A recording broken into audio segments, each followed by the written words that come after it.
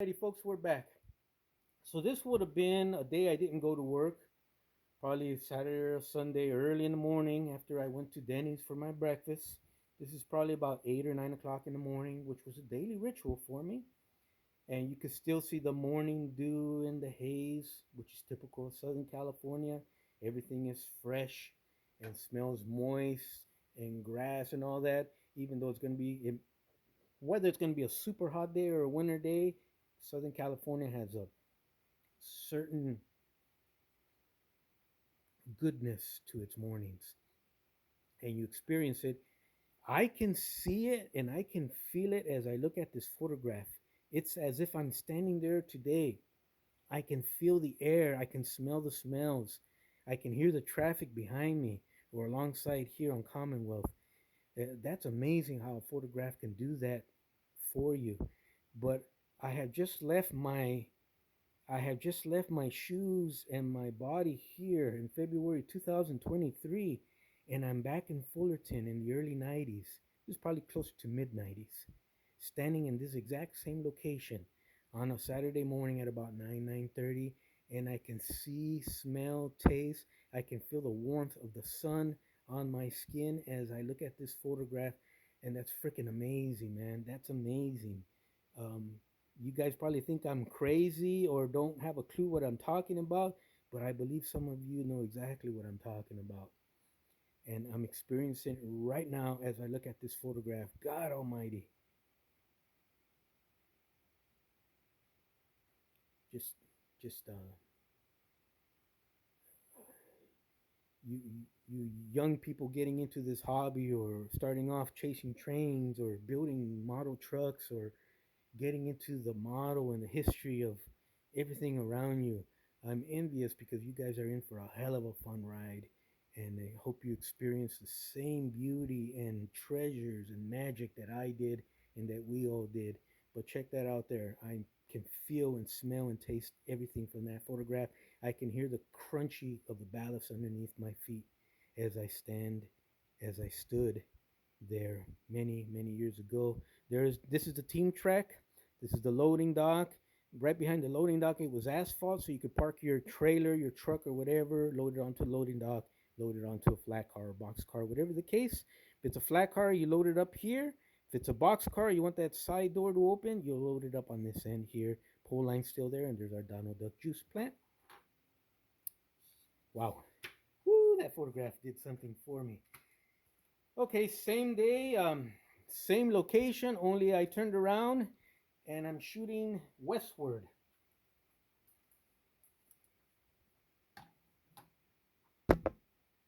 So I'm still standing there. Now I'm shooting in this direction.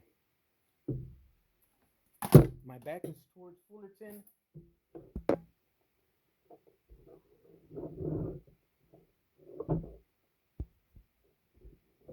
So there's all the pallets and stuff for the Donald Duck juice plant.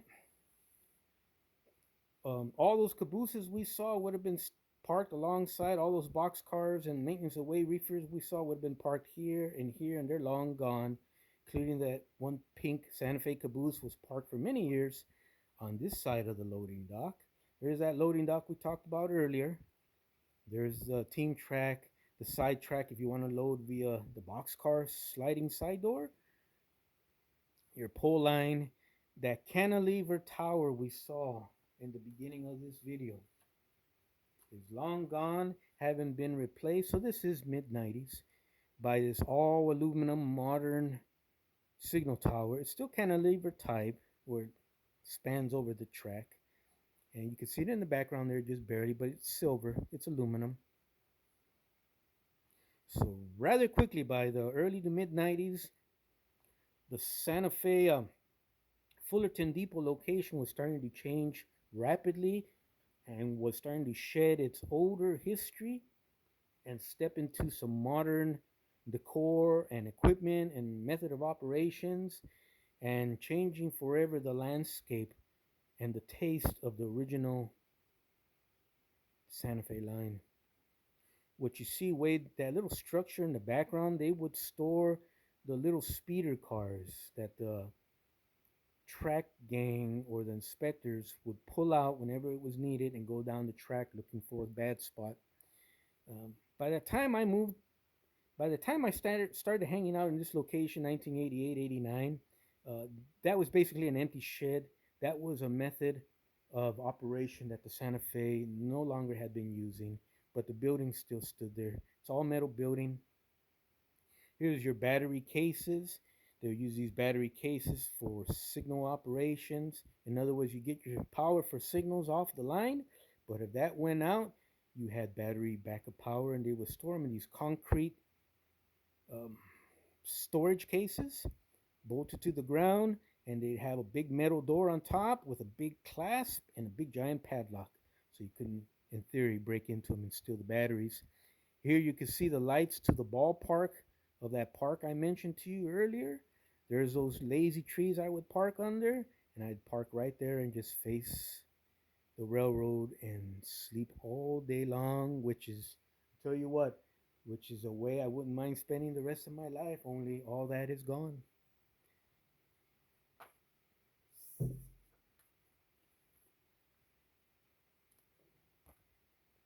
Same location, we're kind of, we maybe step back about 20 feet, but same general area. We're facing west. Once again, there's the Donald Duck plant, all their pallets and loading crates. Um, this is a signal relay box. This is the American Standard type. There's its battery backup power storage box made out of concrete. So it get its power from up above and send its signals from up above. And when there was no power was cut during a storm, they'd get the power from the battery box. You can see a little piece of rail down here. I don't know if I got that in the view. A little piece of rail down here. And something I didn't notice before, this little vignette is about to be scrapped because you see the X painted on the pole. All this was already slated to become history, even at the time I took the photograph. I mentioned there was a little scale and a little scale house in that little area we've been covering and talking about. Look at that. That's an original steam era, all wood construction, little tiny scale house. There's the tracks where it's you park the freight car. It weighs your cargo. You go inside, you get your ticket, and that's how the railroad would bill you for you using their equipment to ship your items wherever it had to go. Back here in the background, which is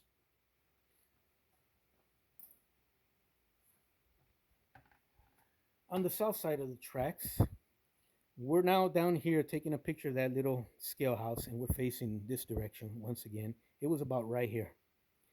But all the businesses right here, and they're still there today, but they're on their last legs. You can tell the city wants to get rid of them. These were machine shops, little foundries, just simple. They're still there today, but Orange County doesn't want industry. You can have industry if your offices are located in Orange County only. But where you make your product, they don't want it. It's got to be in another town, maybe another state, or in another country. But if you want to have your offices in Orange County, sure, lease a spot in the fancy office buildings. But stuff like this, industry, foundries, little machine shops, they don't want that. Uh, and that's happening really fast right before our eyes. So, um, I have a lot of opinions to say about that, but we'll save that for another day. Check that out. That is a cutie pie. You could build that for your little model railroad. This is an actual Santa Fe prototype.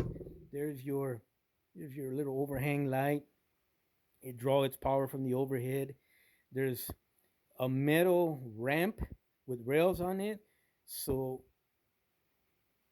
exactly what that's used for, I don't know. Loading wheels, trucks, freight trucks off of a flat car down here is the only thing I can think of, but it's back here in the background. I forgot all about that. I have a picture of it somewhere, just haven't been able to locate it. let's keep going. We have some more good stuff for you.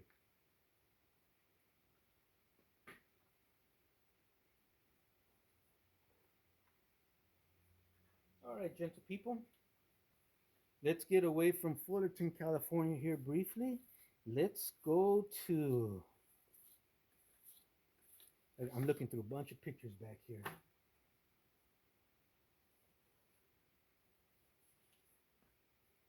Up the road a little bit, where I was born, is a city town back then was called Riverside, California. That was a big major hub also of the Santa Fe. I wouldn't say major hub, but a major uh, station stop. They had to this day they still have a beautiful Art Deco passenger depot there. Um, the main line is over here in the background where you see those green line of trees here.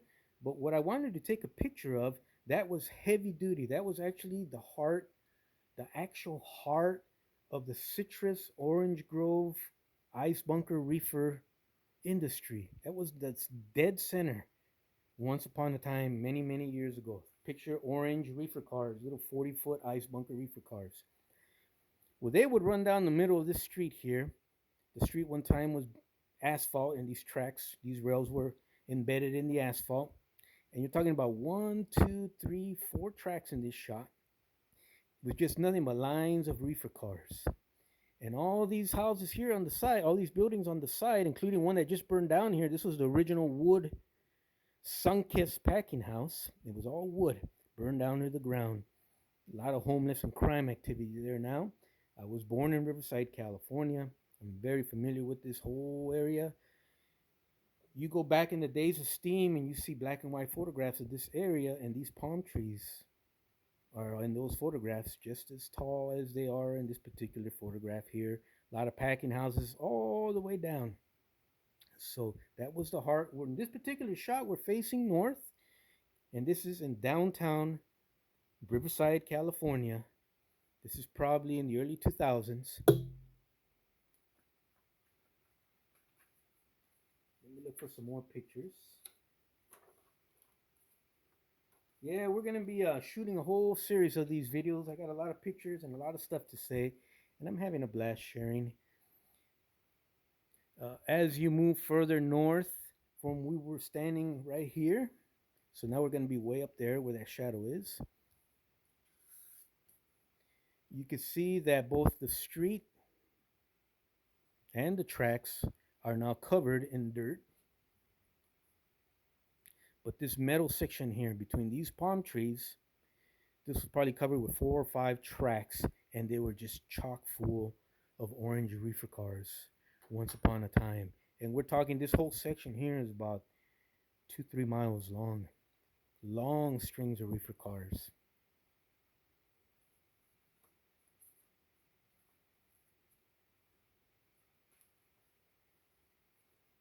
Okay, for those of you guys who love water tanks from the steam era days, well, I got a little surprise for you. Well, let's start off with this photograph here. If you head north of Los Angeles, way out into the high desert, where Edwards Air Force Base is, think of top, think of the right stuff, think of the astronauts. The space shuttle has landed there many times. It's a huge, huge Air Force Base up there at Edwards. We're just north of Edwards. The Santa Fe ran along the northern edge of Edwards Air Force Base, and they actually had a sighting. There you could see Edwards. And this sighting was Santa Fe would deliver their new rocket engines. Santa Fe would deliver their rocket fuel, and vice versa. Santa Fe would take their equipment out, put it on the main line to whatever points the military or the Air Force or NASA needed it to go. So this was actually a spot on the railroad where they had a sighting that went off into Air Force Base. Right here, we're probably looking northwest, and this sighting here will pull off and head due south into the Air Force Base. Keep in mind they had to constantly have deliveries of rocket engines, jet engines, aircraft parts, top secret aircraft, prototype aircraft, the rocket fuel to power the stuff, the jet fuel to power the stuff. Um, was and still is a busy location.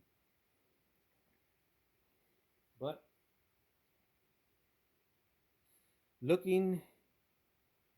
The next photograph we're going to show you is an older photograph, but it is taken more on this side where there used to be railroad structures here, and now they're gone, and there used to be a Santa Fe water tank right here of the steam era days, and it's gone. Same location, looking north, only standing probably about right here.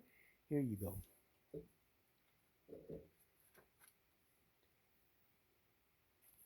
It's a better day. It's not as cloudy and gloomy looking as the earlier photograph, but there's the siding due south into the Air Force Base. There's a whole bunch of 57-foot, more modern type boxcars sitting on that siding. Probably going to make some top secret deliveries into Edwards Air Force Base. There's a whole string of them there ready to be either put into the Air Force Base or get pulled out. They had their own dedicated switcher crews by then. There's those wooden steam era structures, all sorts of ties and equipment, right away equipment sitting on the side. And there's your Santa Fe. Sure, you know how rare those are in Southern California or in California, anyways? Santa Fe water towers.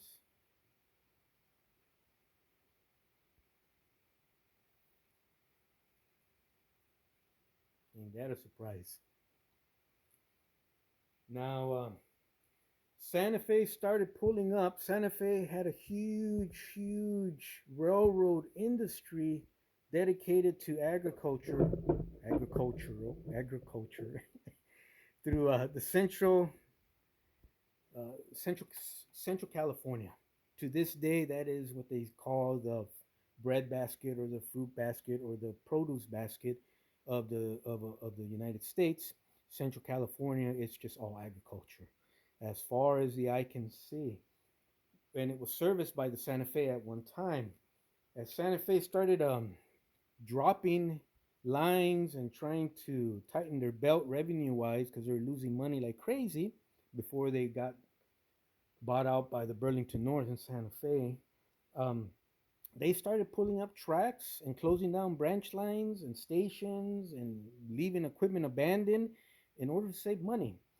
So this particular guy out here in Central California, I believe this is going to be the Ridley branch. He wound up, you can still see the Santa Fe tracks have been pulled up, so all this has been abandoned. But what he managed to do, what Fandango out of the railroad or the scrapping company that now owned all this, is he got himself a Santa Fe caboose sitting on a piece of track there, got himself a fire engine, and got himself a Santa Fe depot from the Ridley branch. That is so cool. We're just about done here.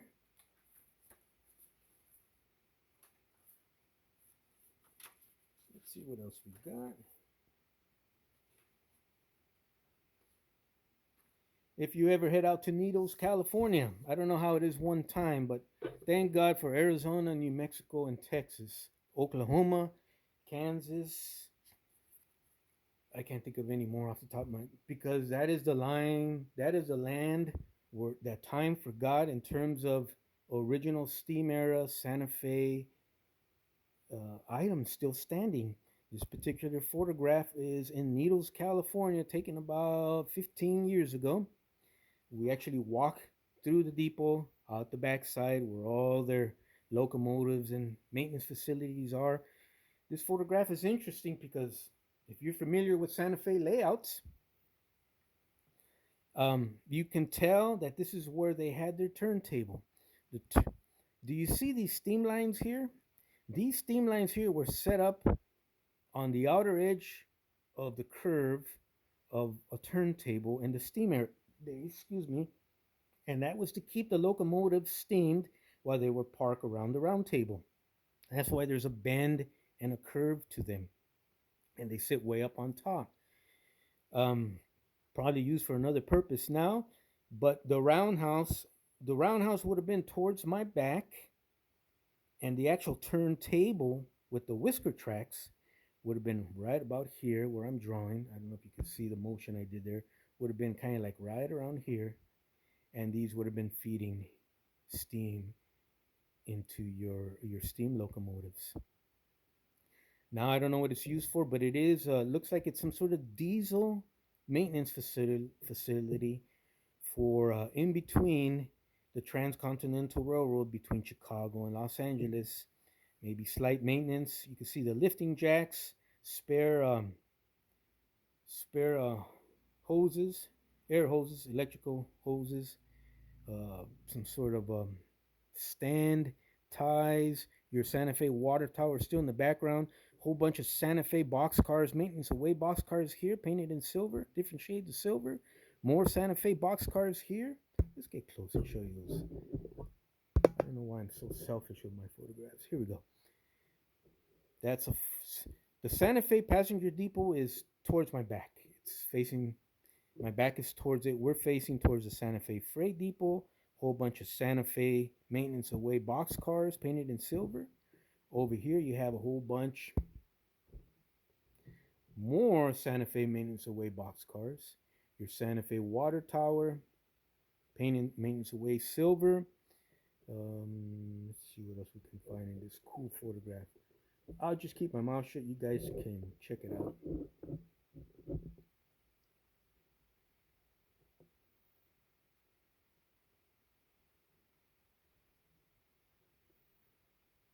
This is the town of Needles, California.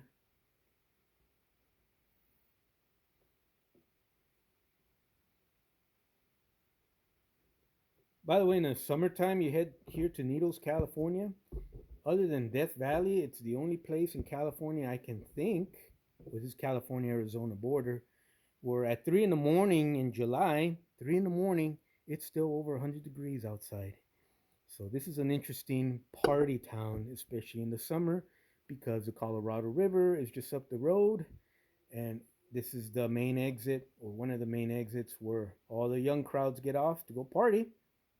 And ask me how I know that it's 3 in the morning in July, it's still over 100 degrees in downtown Needles. Well, that's another story from a long time ago. And I'm sure you guys have your shares of stories. Here's the Wilmington branch Santa Fe local doing some switching work out here in Wilmington, California, which is close to Long Beach, California, where I work today. And I got more pictures to show you. I'm going to shoot a part 3 and I'll post it on YouTube here probably later in the week. I'm going to post this. I'm going to post part 1 tonight, part 2 tomorrow night, and part 3 later on in the week. So no use in showing you guys all my photographs. Let's end the video right about here. But before we do, look at that, sweetheart. That was the tower. That was, get you in focus. That was the tower uh, that controlled traffic once upon a time on the Santa Fe going down towards San Diego. It's the Orange branch, so it could go San Diego or LA. It was like a big triangle once upon a time. And believe it or not, the Southern Pacific, not the Southern Pacific, Pacific Electric, that would be the trolleys, the red cars, the big red cars. Those of you guys who are familiar with what that means, or those of you guys that maybe heard or fans, the big red cars would cross over the Santa Fe at Orange once upon a time, and they had to be controlled by human operators in their own tower. And incidentally, this tower has the construction, the shape of, wow, it could be either, this was probably Santa Fe. One time I could tell the difference by just by their construction. But you would have had uh, telephone, what looked like telephone poles, but they were trolley poles with the overhead wire, because Pacific Electric, all their equipment ran on overhead uh, wire, and you would have had the trolleys delivering passenger cars to and from Orange, Santa Ana, Orange County in general, to all points west and the Santa Fe. Well, they crossed each other, but traffic had to be controlled. Priority obviously being given to the Santa Fe trains once upon a time by human operators.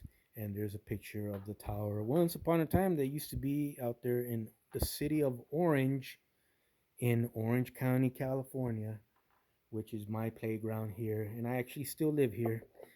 I'm right in the middle.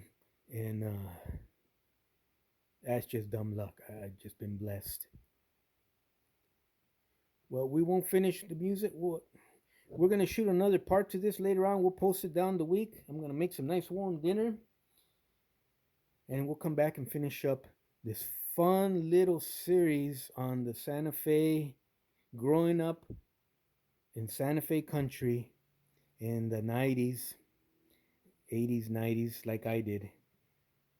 And as my Freightliner dump truck project comes to a grinding halt because of reasons out of my control, I just gotta wait. We have time to shoot a whole bunch of cool videos of subjects I'm sure not only are still seriously interesting to me, but I'm sure you're gonna enjoy and probably put a chuckle on your face, because I'm sure you guys have pretty much the identical pictures and situations to share with us from your youth growing up with America's railroads. You all take care. Have an awesome rest of your weekend. Stick around for part 3.